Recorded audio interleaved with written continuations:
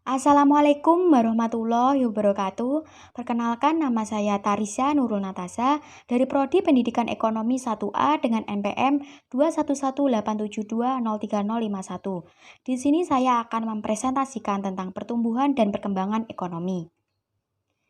Kesejahteraan masyarakat dari aspek ekonomi dapat diukur dengan tingkat pendapatan nasional per kapita. Untuk dapat meningkatkan pendapatan nasional, maka pertumbuhan ekonomi menjadi salah satu target yang sangat penting yang harus dicapai dalam proses pembangunan ekonomi. Oleh karena itu, tidak mengherankan jika pada awal pembangunan ekonomi suatu negara, umumnya perencanaan pembangunan ekonomi berorientasi pada masalah pertumbuhan. Pertumbuhan ekonomi dapat menurunkan tingkat kemiskinan dengan menciptakan lapangan kerja dan pertumbuhan jumlah pekerja yang cepat dan merata. Pertumbuhan ekonomi juga harus disertai dengan program pembangunan nasional. Pembangunan ekonomi adalah suatu proses kenaikan pendapatan total dan pendapatan per kapita dengan memperhitungkan adanya pertambahan penduduk dan disertai dengan perubahan fundamental dalam struktur ekonomi suatu negara dan pemerataan pendapatan bagi penduduk suatu negara. Dalam GBHN, tujuan pembangunan adalah untuk meningkatkan kesejahteraan masyarakat. Indikator untuk mengukur kesejahteraan adalah national income. Awal pembangunan ekonomi suatu negara dengan prioritas 1. Pertumbuhan ekonomi. 2. Distribusi pendapatan. Proses pembangunan ekonomi merubah struktur ekonomi secara mendasar. Pertama, sisi permintaan agregat.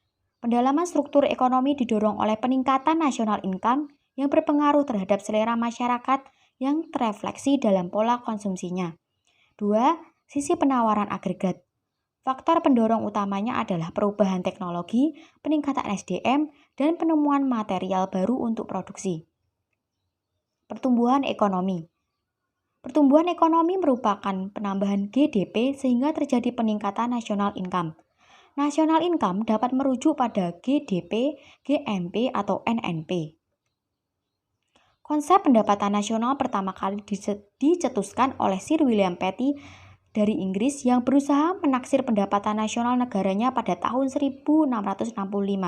Dalam perhitungannya, ia menggunakan anggapan bahwa pendapatan nasional merupakan penjumlahan biaya hidup atau konsumsi selama setahun. Konsep pendapatan nasional. Yang pertama, produk domestik bruto atau GDP. Kedua, produk nasional bruto atau GNP. Yang ketiga, pendapatan nasional neto atau NNI. Yang keempat, pendapatan perseorangan atau PI. Yang kelima, pendapatan yang siap dibelanjakan atau DI. Pendapatan negara dapat dihitung dengan 3 pendekatan, yaitu yang pertama, pendekatan pendapatan dengan cara menjumlahkan seluruh pendapatan dan yang diterima rumah tangga konsumsi dalam suatu negara selama satu periode tertentu sebagai imbalan atas faktor-faktor produksi yang diberikan kepada perusahaan.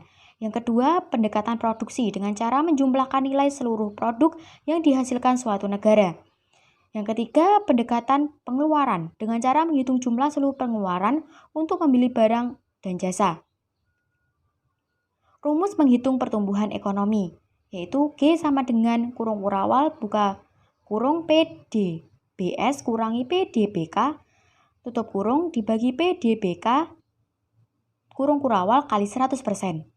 Tujuan perhitungan pendapatan nasional yaitu 1. Untuk mengukur tingkat kemakmuran suatu negara. Yang kedua, untuk mendapatkan data-data terperinci mengenai seluruh barang dan jasa yang dihasilkan suatu negara selama satu periode. Yang ketiga, untuk mengetahui dan menelaah struktur perekonomian nasional. Yang keempat, untuk menentukan besarnya kontribusi berbagai sektor perekonomian terhadap pendapatan nasional. Pendekatan pengukuran GDP. Yang satu, pendekatan sisi penawaran agregat yang mencakup pendekatan produksi. PDB sama dengan jumlah nilai output NO dari semua sektor ekonomi atau lapangan usaha.